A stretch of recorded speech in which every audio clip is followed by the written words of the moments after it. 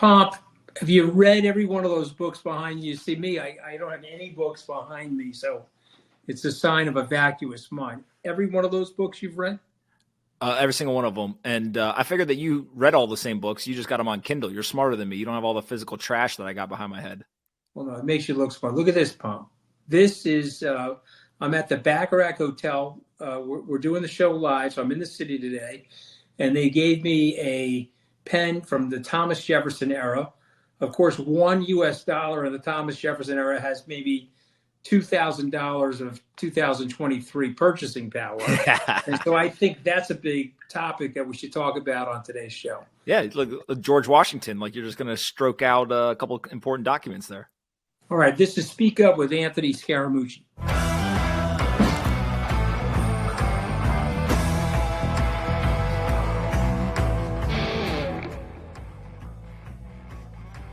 So, Pomp, the world is passing me by. At least I'm mature enough to understand that.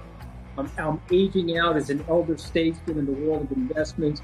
All Wealthion clients demanding a crypto tutorial from none other than Anthony Pompliano. And so, before I introduce my good friend Anthony Pompliano, Pomp, when did you get into crypto? When did you buy your first Bitcoin?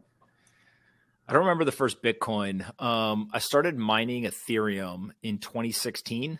And the first price I remember was like $7-8. And then the first I should pay attention to this was the 2017 bull market. But as many people, I thought I missed it. I was like, oh, like this thing's already a thing. You know, I completely missed all of the upside. How stupid of I was I? But obviously that turned out not to be true.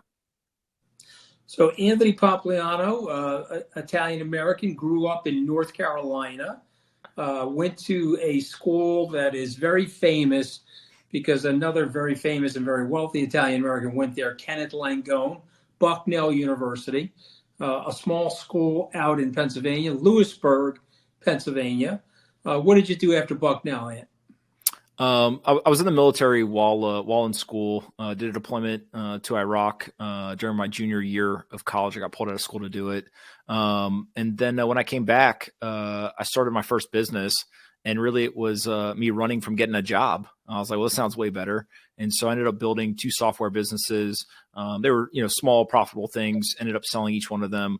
Made a little bit of money, but not enough to retire. And then decided, hey, I either need to go to business school or I need to go somewhere where I can learn how to scale these things. How do I build them bigger? And so I took a job as a product manager at Facebook and went out there and learned quite a bit and, kind of really created an inflection point for my career. And the crypto experience, 2016, why did you start mining Ethereum? What got in your head? What did you see? Somebody like me, an elder statesman, an institutionalist, did not see it. The Winklevosses came to me at a SALT conference in 2014, tried to explain to me Bitcoin. I looked at them like they were crazy. And so I missed it. You saw it. What did you see? Well, I missed it too, right? In the sense of, I think it was 2013. It was the first time I heard about it. I've got like DMs where I was, messaging with people about it and completely dismissive. And then in 2014 or end of 2014, maybe beginning of 2015, when I was at Facebook, we hired David Marcus from PayPal. He's the former president of PayPal. And he and a couple of folks who came with him had been talking about Bitcoin and potentially, could they integrate it into products or what would happen? I turned to one of the engineers who sat near me and I said, what do you think about this? And he just said, it's stupid. I never Googled it and anything. I just, okay, smart person told me it's stupid. I moved on. 2016, what really got me though was not the, what I'll call Bitcoin or crypto pitch. It wasn't, hey, we're creating a new financial system or any of that stuff. It was simply a young kid who was in college said, you can mine, you basically buy this equipment, you plug it in and you can get money for it. And my family had been in the data center business for a long time. And he basically pitched it to me as just like a new type of data center that's lower cost to actually operate. And so, I've done what I've done many times. Usually it doesn't work out. This time it did. I took some money, I bought the machines, I got them plugged in somewhere and I just waited. And I was mining about 5 Ethereum a day. But at $8, not really going to write home about a couple, $40, $50. But then all of a sudden at the beginning of 2017, the price of Ether went from $8, $10 to $30 to $100 in a couple, 3-4 months. And I was like, oh, I should pay attention to this, right? Something's happening here that I don't understand. And so I pretty much took, a year and a half or so to do a pretty deep dive, ended up getting high conviction, and then decided to focus a lot of my time and energy on it. Okay, so Ethereum is the first spot you go to. You're mining Ethereum. You're mining it in the $20, $30, $40 valuation. Where is Ethereum now, Anthony? It should be like $2,200 to $2,400. I wish that I could say that I was smart enough to hold. I sold it all around $300 and thought I was a genius because I was up, 30x. And instead had too much pride to buy back in as it ran all the way up to $1,400 in 2017. But what happened during that time period was, although I was sitting on the sidelines in terms of not buying back into the Ethereum market, I was learning. I really sat down and I was studying as if I was in school. And what I came to the conclusion of was maybe Ethereum was going to work, maybe it wasn't, but Bitcoin specifically was a much higher conviction thing for me. And so in the summer of 2018, I went out, I raised a fund, and I waited. And so Bitcoin went from $20,000 at the end of 2017, crashed all the way down to $3,200. And I made a pretty sizable personal bet, sub $3,500 on Bitcoin. And then from there, decided to start allocating the fund and kind of really said, okay, I think that's the bottom of the market and let's go. So one of the things about Wealthion and Speak Up with the Mooch or Anthony Scaramucci is that we are very customer-oriented, very viewer-oriented. We got a tremendous amount of feedback over the last couple of weeks about getting somebody on that could take the group through a deep dive. So it's not CNBC where you get 5 to 7 minutes. I mean, those shows are great and so forth, but this is a show where we would like you to explain to a viewer what is crypto, what is something like Bitcoin, how is it distinguished from something like a Ethereum or Solana, and take your time in. Take us through what you know and what you would want somebody that doesn't know anything about the space to know. Yeah, I mean, let's start with Bitcoin first. I think it's kind of the easiest one to wrap your head around. If you think of what a currency is, right? A currency is issued by a government or a central bank. It basically is an asset that people either believe will hold its value, store value, or people can use to exchange for goods and services. The dollar specifically used to be backed by gold. Since 1971, we've unpegged it, and now it is really just the full faith of the federal government. And the reason why the dollar has value is because you and I believe it has value. When people think of Bitcoin, especially people who have been in finance, maybe even before the unpegging from gold, but definitely before Bitcoin's existence, they say, why would I trust this new thing? But what I think is happening with Bitcoin specifically is that there's an entire new generation of people, right? If you are 16 years old, you've never lived a day of your life without Bitcoin being in existence.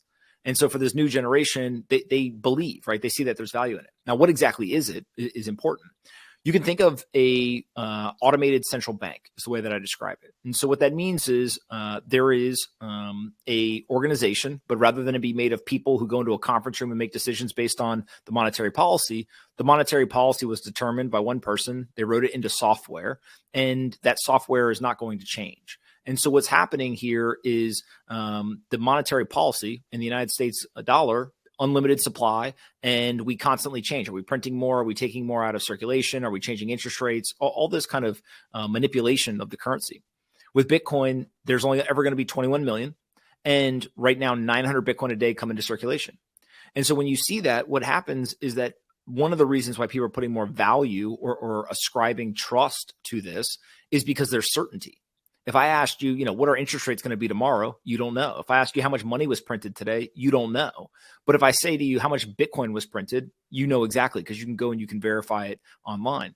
And so when you think of a digital currency, a lot of people say, oh, I don't like digital currencies. Well, the dollar is a digital currency today, right? I don't carry around tons of cash outside of my Italian singles. But other than that, what I've got to do is I got to go and I've got to use the internet to move money, right? When I go and I spend a credit card or I go and I tap Apple Pay or whatever, I'm using digital currency. What we're really talking about is not so much a form factor change as much as we're talking about a monetary policy change. And so when people look at Bitcoin, another component of it is just you already have a world full of multiple currencies, right? Here in the United States, we are dollar maximalist. We carry dollars, we use dollars, we get paid in dollars, we pay taxes in dollars, we save in dollars. But if I go to Mexico, I walk across an imaginary line, right? Now all of a sudden they're peso maximalist. Somebody there does the exact same thing. And so one way to think about Bitcoin is the people on the internet, they're just Bitcoin maximalists, right? They use Bitcoin to get paid, to pay taxes, to do all this stuff. And so I think that's really a couple of different ways to kind of wrap your head around it. It's a currency just like anything else. It's got a little bit different monetary policy, and a younger generation is growing up seeing this as a viable alternative. And the more people that believe in a currency, the more value that it attracts. And it seems like it's headed in the right direction. So, Pomp, you're referencing Italian singles. Okay, so let's talk about it. I came on your podcast. I brought them with me. Look, these are Italian singles, right? So in our neighborhood that we grew up in, right, we hand these things out to people. We get them excited, right? Exactly. Okay. But let's just, for our viewers. Just for you. Yeah, and I appreciate it, Anthony. Now, this is made out of cotton, and it's made out of linen. Go Google it, okay? It's 1 part cotton, 1 part linen. Why do we trust this, Pomp? And why should we trust Bitcoin? Yeah, I mean, look, a huge reason why we trust the dollar is because every single time we try to go spend it, somebody will give us a good or a service for it, right? If I go to the store and I give them a $20 bill, they will give me whatever in the store is worth $20. And so we trust it because we've been trained over time that it works. And there's nothing wrong with the dollar from that standpoint. It's actually a great medium of exchange, right? There's people all around the world that would love to have dollars if possible. The reason why I think that there's people who are saying, wait a second, maybe I don't want to have 100% of my wealth in dollars, is because historically the dollar has been devalued. And so if we go and we look, I mean, just from 2020 to the end, to the end of 2022, $1 lost about 17% of its purchasing power. So what it took to buy with $1 now can only buy 87 cents, 3 years later. And so people say, okay, hold on a second here. If I'm a wealthy person in America, I've pretty much learned the trick to building wealth. Get out of dollars, right? If I own stocks, the stocks go up about 8 to 11% a year because the dollar is being devalued. Real estate goes up, right? Real estate is responsible for 90% of millionaires in America, supposedly. If that's true, well, what are they doing? They're getting out of dollars. They're holding an asset. That asset is priced in dollars. The dollar gets devalued. You need more of those dollars to buy the asset later. And so what ultimately really, I think, is kind of becoming more apparent to people is that the dollar is amazing as a medium of exchange, and something like Bitcoin or other types of store value assets are great for saving. And so that's really where I think you're kind of seeing this bifurcation is people are going to say, hey, I'm going to use my dollars to spend, and then I'm going to use my Bitcoin to save for the foreseeable future. Okay. I mean, it's a very good summary. And so people are probably a little still confused, because I was in the beginning. But basically what you're saying is we trust this because we can give it to somebody else, and as a result of which we trust it. What it really is a database. And Correct. what's unique about Bitcoin is that it's a fully transparent, fully distributed database, which basically locks us into value exchange between each other. And so once we understand that money is a technology that we're using so that we don't have to barter, well, then how do you make a more perfect technology which is precise and can't get devalued by a government? Okay, and that's basically what something like Bitcoin would represent. So let's now go to something like a Solana or an Ethereum. What are those, Anthony? And how would you describe those to our listeners? So if I look at the entire cryptocurrency market, I basically would draw a line. I would put Bitcoin on one side of the line. It is trying to be money. And then I would put all these other technologies, things like Solana, Ethereum, et cetera. And they're trying to be technology platforms. So you can think of Ethereum as a decentralized version of, let's say, Apple's iOS system, right? So if somebody wants to go build a mobile app, they go and they write software. They use iOS, which is the operating system, to write that software. They then list it on Apple's mobile store, right, or their app store, and then users can go and they can download it. But what you're really doing when you build that mobile app is you're building it on top of iOS, this operating system. What Ethereum essentially has done is they said, well, wait a second. Why does Apple get to make all the rules? Why does Apple get all of the control? Why does Apple have kind of this monopoly on this technology? And so Ethereum basically created an operating system They call it a decentralized computer, but basically an operating system where people can come and they can go ahead and you can actually build stuff on top of it. Now, what you build is up to the individual developers. Some people want to build dating apps. Some people want to build, exchanges to trade on. Some people want to build the next great video game. Whatever they want to build, they can build. And so what's unique about it is if you want exposure to Apple's App Store, you got to buy Apple stock. But that also means you got exposure to their VR bet, to their phone bet, to a bunch of things. With Ethereum, what you're able to do is you can actually buy Ether, which is the cryptocurrency of Ethereum, and you get direct exposure to the rise or fall of popularity of the Ethereum operating system. And so really, I think what we've seen with Ethereum and many others now is there's this change from centralization to decentralization. Rather than have a small group of people control things, we actually want the majority of people to control them. And then also the ability for individuals to participate in the rise and fall in popularity and value of products, not companies. So being able to just invest in Amazon's AWS system versus all of Amazon. And so by doing that, now you actually are able to incentivize people who are playing in that ecosystem. So you can imagine if you hold Ether or the Ethereum token, now all of a sudden you're really, really incentivized to see Ethereum be successful, right? And so it creates these network effects and kind of unique aspects that really drive behavior in a way that maybe traditional centralized companies haven't been able to accomplish. Okay, and this is why I wanted to bring you on in, because you describe it in a way where people can understand it. And so ultimately, would you say Ethereum is another form of currency, or how would you describe Ethereum? I think we both could say that Bitcoin is definitely a form of currency. How would you describe Ethereum? Yeah, I think that what is unique about Bitcoin is that it is only trying to do really one thing, which is be that currency, right? And so that's why I say when you draw that line, it's like, hey, what's trying to be money? Okay, Bitcoin is trying to do that. These other platforms, they have aspects of money on them, right? I always joke that like an airline has all kinds of miles and flights and, different incentives, whatever. But what you're not going to do is you're not going to take your airline miles and go to Starbucks and buy your coffee with it, right? It's only used within that ecosystem. And so same thing with Ethereum. They have an Ether token. You can use that to pay for things within that ecosystem, but you can't take it outside of the ecosystem. And so, yes, it has a currency element to it, but really the kind of focus of the developers and the people who are working on this is to build that operating system, which then applications can be built on top of and ultimately serve the users that are kind of like at the end of the experience. Okay.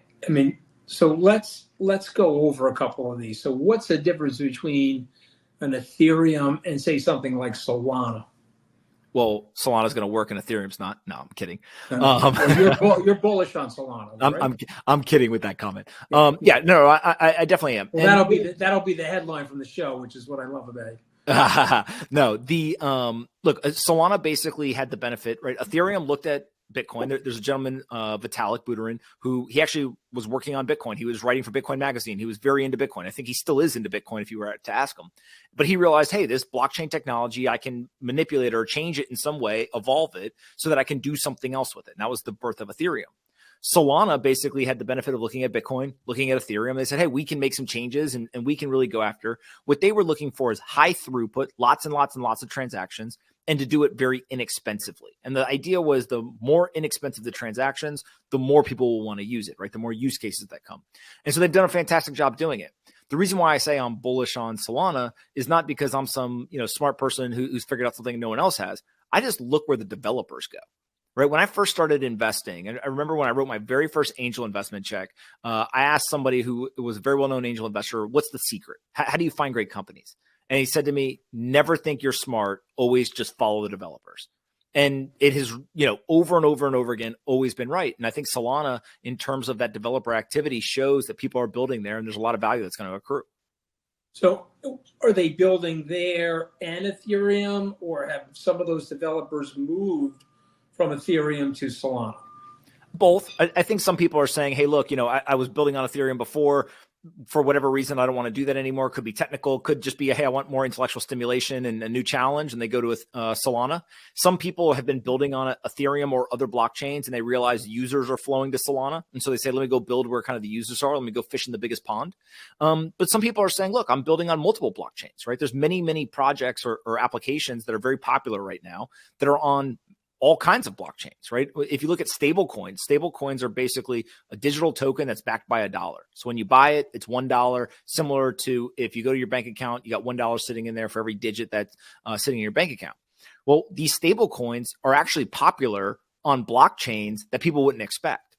For example, Tether, which is the largest stablecoin, the most popular blockchain is on Tron, which started out and a lot of people kind of dismissed it. They're like, this is stupid. What is this thing? It's a scam, right? And so what I think ends up happening is Tether doesn't care if Tron, Ethereum, Solana, or anywhere else ends up being the place that works.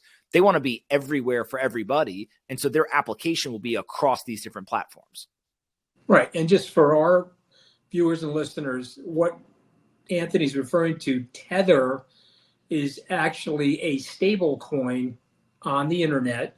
And so what ends up happening is you can store value in US dollars in Tether. So if you're in Bitcoin and you want to trade out of Bitcoin and put it into US dollars, but not come off the chain, so to speak, you can store it in something called Tether. You can also store it in the Circle stablecoin as well.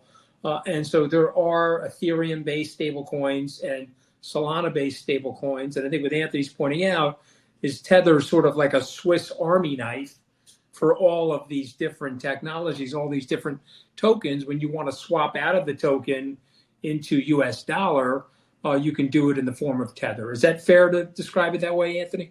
I think a great analogy is Facebook has an iPhone app. They got a web app that you can go to facebook.com on your computer, and they also have an Android mobile app, right? They don't care where the user is. They want to be everywhere. And so iPhone, Android, desktop, it doesn't matter.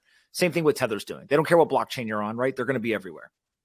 Okay, so you talked about mining. You mined Ethereum. Can you mine something like Solana? And obviously there's Bitcoin miners and there's companies that are set up to be Bitcoin miners. So what is mining? Describe that to somebody. And tell us if you're able to do it across different tokens.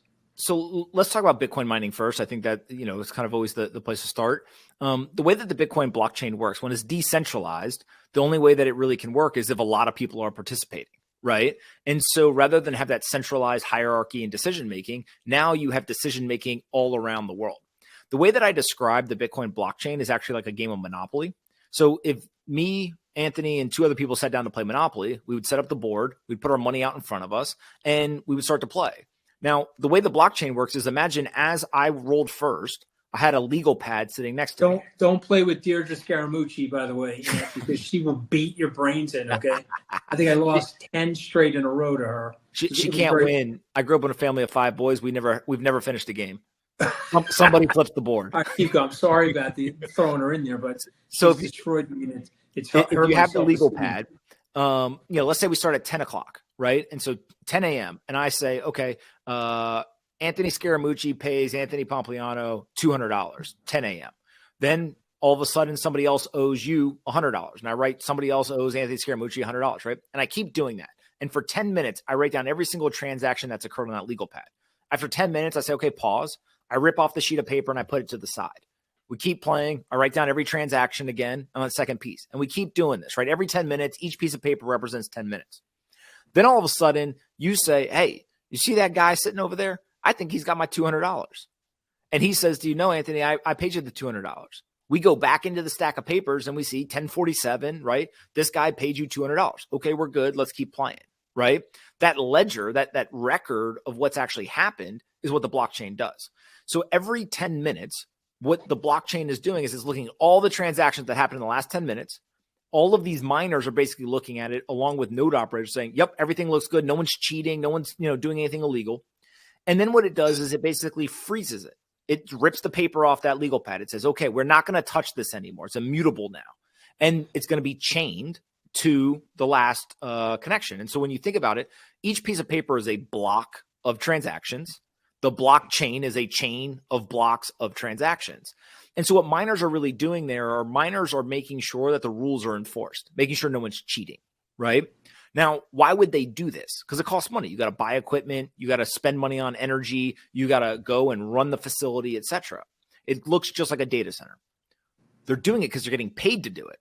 So when Bitcoin's monetary policy was written, Bitcoin is putting Bitcoin into circulation every single day. Right now, 900 Bitcoin a day come into circulation. The miners all around the world are competing for those 900 Bitcoin. Some days you get a lot, some days you don't get a lot, right?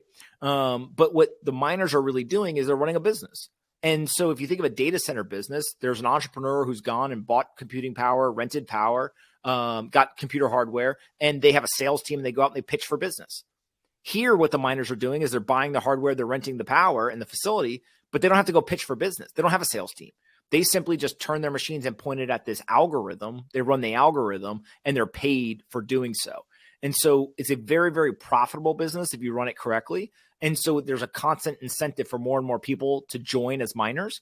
And what's ended up being the result of that is the Bitcoin network is the single largest and strongest computer network in the world. There's more computing power running it than anything else in the world because of that free market incentive. Okay. Again, brilliant exposition. Why does the government not like this stuff? Like, why is somebody like Elizabeth Warren so anti-crypto? And we get clients or viewers saying, is crypto used to hide money? Is it for terrorism? Why is somebody like Jamie Dimon, who I think is probably one of the smartest people, period, the end, why is he saying shut it down and so on and so forth?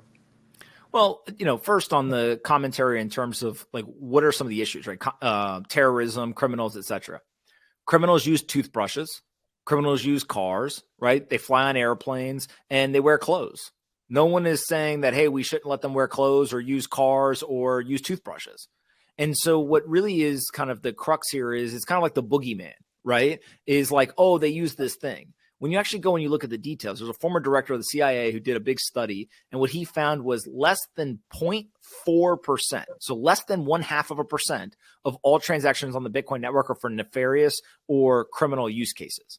And if you compare that, more than $2 trillion a year is just money laundering alone in the fiat world. And so the criminality is actually much more prevalent in the fiat US dollar system than in the crypto system. Now, why is that? Well, it's a public ledger. And so if you go talk to the DEA or the FBI or law enforcement, they love when people use Bitcoin for criminal activity because there's an immutable record out in public that can be looked at any point that they can trace. And now there are stories after stories where they are finding previous criminals who use this stuff by tracking down with new technologies. And so criminals are coming to their senses and realizing we shouldn't be using this technology. Let's stick with cash. Now, why do some of these people hate it? I would separate the critics into two categories. There's the people who actually don't like it. I believe Elizabeth Warren actually doesn't like it. She actually would like to see it shut down or kind of, put back in the box. I don't think that'll happen, but that's her desire. People like Jamie Dimon, it falls back to kind of a different category. Don't listen to what they say, just watch what they do. And you can't at one point go and testify and say, hey, we should shut this down. While at the same time, you've got 200 people running a blockchain team inside of JP Morgan. You can't be a participant in the Bitcoin spot ETFs and going in and providing capital and going to help push those if you're also saying that you think it should be shut down. And so everyone, I think, understands kind of the game that gets played.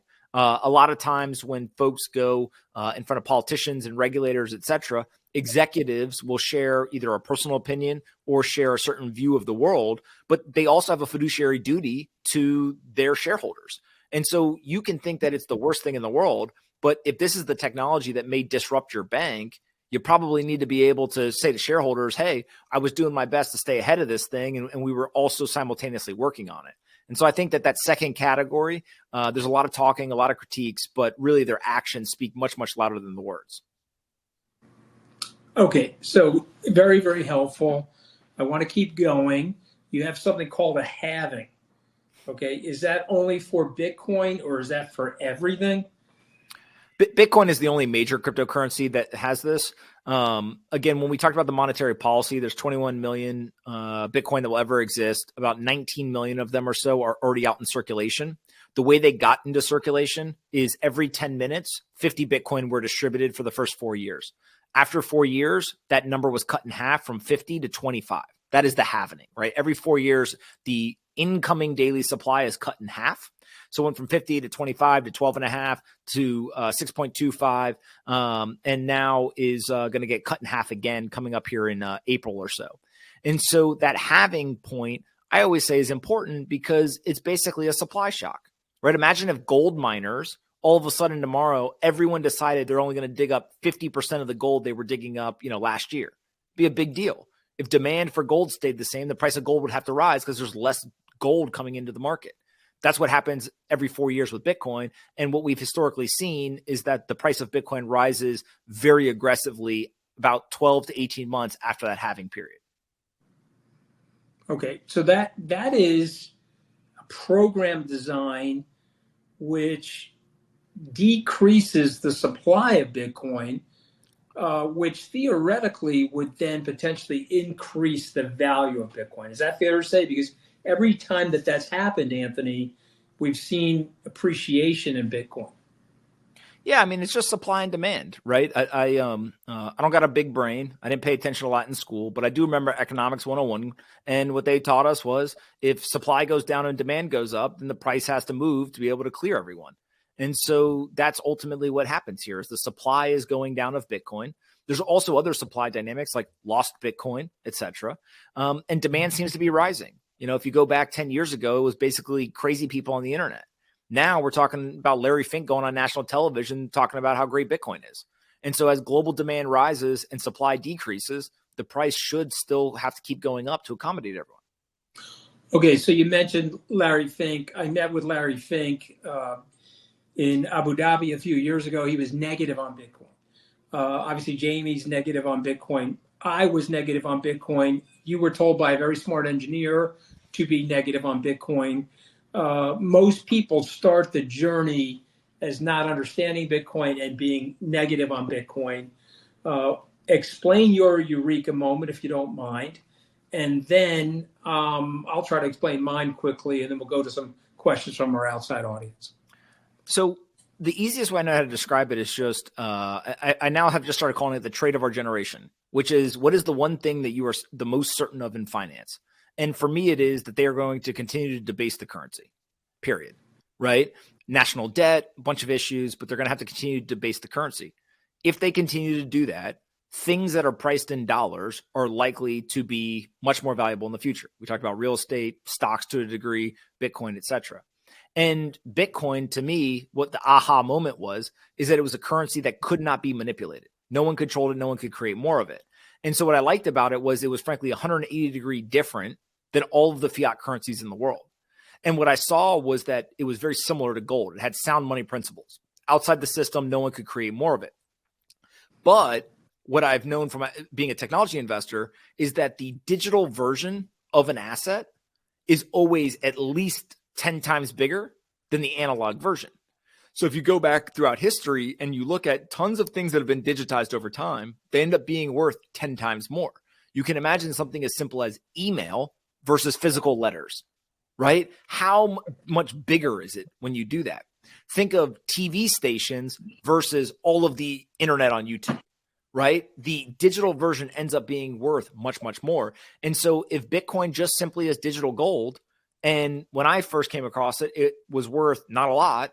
Well, unless something catastrophic happens or an external shock, it's probably going to be worth a lot more in the future. And so it was a bet worth taking. What about you? Yeah, so my eureka moment was actually in the White House. And I think I told you this on your podcast. I was, and it happened on a Wednesday, Ian, because I was only there for one Wednesday. So that's how I know it was a Wednesday. When two Fed guys showed up with the white paper discussing the digitization of the US dollar and using the blockchain to do it, I said, okay, I didn't, what do you mean, like blockchain like Bitcoin? And they said, yes. And then they said to me, man, you should really get up to speed on what Bitcoin is. And then I got fired shortly thereafter. I went and bought the URL skybridgebitcoin.com. But even then, Anthony, I was very, very cautious. My first time on your podcast, if you remember, we were discussing the history of money. We were discussing my interest in Bitcoin, but I had not yet made a Bitcoin investment. And then obviously in October, November, after a long conversation with Michael Saylor, we started deploying 8 and then eventually 9 figures into Bitcoin. We actually own things like Solana and Ethereum as well. Let's take some outside questions. I think we've got a voicemail caller left us a voicemail a few days ago. Let's play that one first, and then we'll take some outside questions. Hey, Anthony. My name is Jeff from Connecticut. I'm curious on your thoughts about the Helium network. Do you think it has any legs? I've been running a Helium miner and haven't really made anything from it yet. But all the crypto on the rise, I'm optimistic. What do you think? So, Ann, I'm going to ask you to take that. So I'm looking right now for the exact data, but Helium, basically, for those that are unfamiliar, is it's a mobile network that, again, is kind of decentralized and distributed. And people can buy a machine, they can basically plug it in, and they help provide, some sort of mobile coverage to those that that are around them. So you can imagine in New York City, there's a bunch of cell towers, right? With Starlink, they maybe be sending them down from satellites. But what happens if people actually own it and they can just put it in their house, very similar to like an internet modem, and you provide coverage. In exchange for doing that, you get paid Helium tokens when people use that service that you are providing. Now, that sounds like, okay, maybe that's a crazy idea. Maybe it works, maybe it doesn't.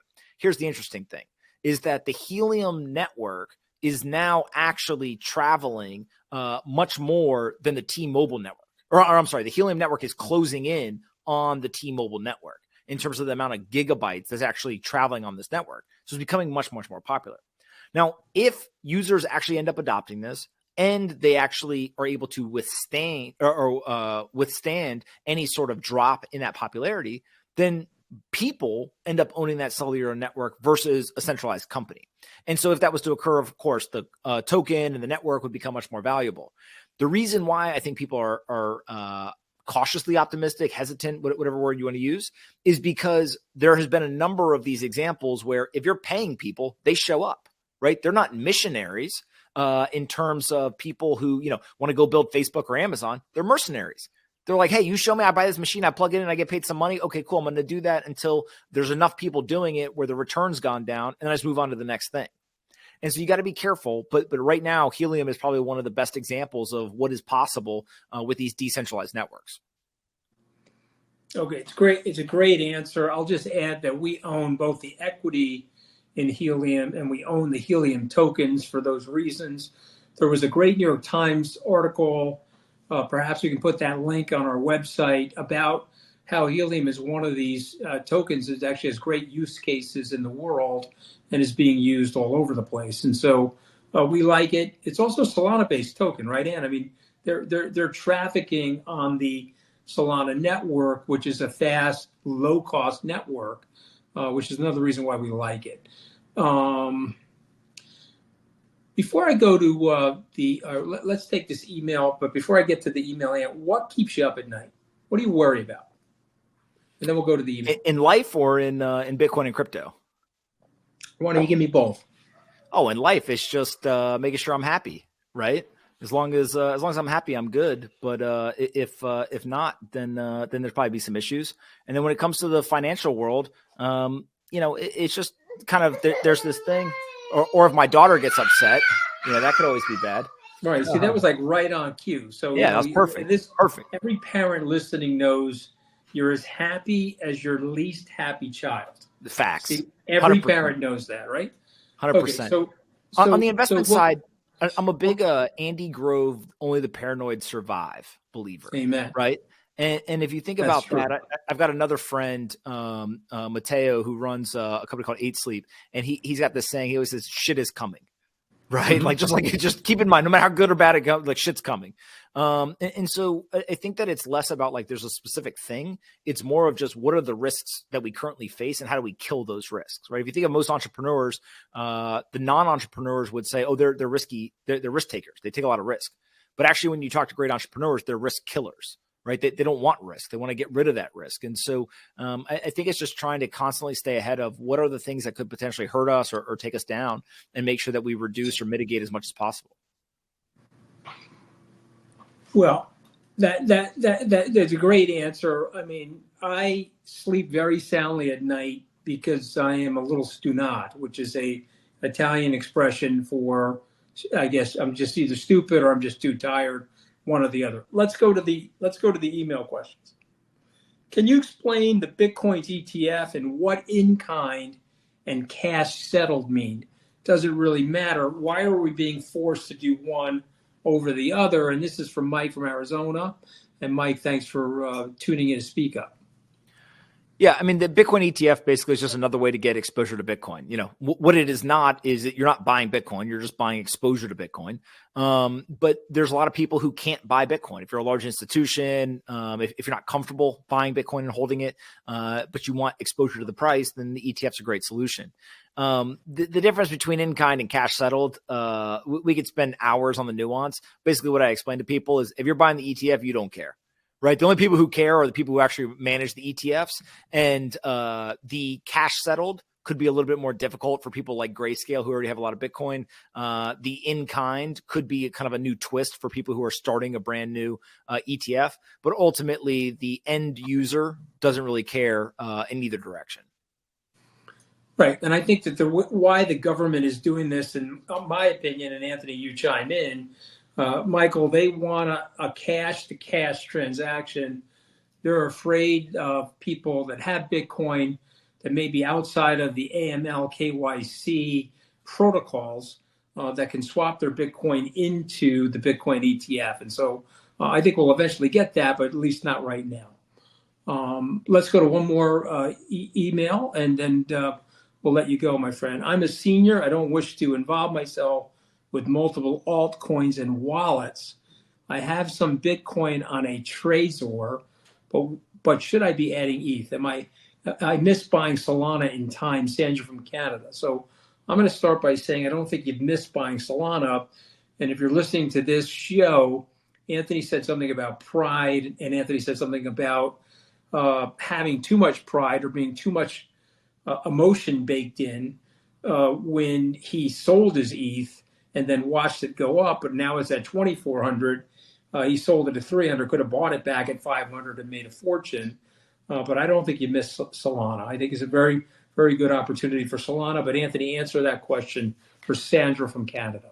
Yeah, I think it's all about time horizon, right? If you said to me, you've got to pick one coin that you think is going to be around 20 years from now, the only one I've got really deep confidence in is Bitcoin, right? And so I keep majority of my portfolio there. If you say to me, what's going to happen in the next 6 months or 12 months, I believe that we've started a new bull market, and most, if not all of these assets are going to go up to some degree. Some of them will go up more than others, but for the most part, they kind of all rise together. There's high correlation. And so I do believe that it's kind of a story of like being in the market is more important than where you are in the market. And then time in the market is more important than timing the market. And so if you get those two things right, then you're probably okay. And then any decisions you make between individual cryptocurrencies, et cetera, you're just optimizing, potentially a good investment between good and great. But as long as you're in the market in some form or fashion in a risk way that you can kind of handle, you should be in good shape. Okay. I just want to ask our control room, any other email questions before I say goodbye to Mr. Pompliano? All right, it's our last one, Anthony. You ready? Ethereum adoption for use with smart contracts does not appear to gaining much momentum in the marketplace. Is it solving problems or just an additional layer? This is Kyle from Nevada via email. Yeah, I definitely think that it's solving a problem. Smart contracts are not only, getting more and more popular on Ethereum, now they're starting to infiltrate onto other blockchains as well. Bitcoin, for example, is now starting to figure out how to bring smart contracts to Bitcoin. And so is Ethereum going to be the place where smart contracts end up being the dominant thing and that's the one that survives? Or do smart contracts become popular somewhere else? Not really sure. But what I do know is that a smart contract is just automated code, right? It basically says if then. So if Anthony gives me the deed to his house, then I give him the money to buy the house, right? And so that's something that's been going on for a long time. We now have this new term, smart contract, but really it's just code that executes based on preset parameters. And so I think that will always be something that's important in the software world. Anthony, how do we find you? Okay, you are a fascinating human being. You're a young entrepreneur. I think you're your generation's Kenneth Langone. Hopefully I'm going to see your name on a hospital someday or even bigger than that, maybe even a university. How do we find you? Just on Twitter, just twitter.com or x.com, I guess now. A Pompliano, just my first initial last name. And I do plenty of tweets. But you do a podcast, don't you? Where would we find you? Well, I tweet the podcast every day. So if you're on Twitter, then you'll see the podcast. But it's just the Pomp Podcast. And you have a newsletter. I'm a subscriber to your newsletter. How do people subscribe to your newsletter? Pompletter.com. And I have esteemed guests like Anthony Scaramucci join all the time. Yeah, but what I love is that Italian singles, and you use Italian singles. See that? Yeah, of course. And someday there's going to be a lot of Italian singles built into one Bitcoin token. That's for sure. Anthony, thank you so much for joining us on Speak Up with Anthony Scaramucci. Guys, you can send us voicemails, emails. You can dial into the show 92-THE-MOOCH, 928-436-6624. So grateful to have you on, Ann. I hope you'll come back. Absolutely. Thanks so much for having me, guys, and hope it was valuable.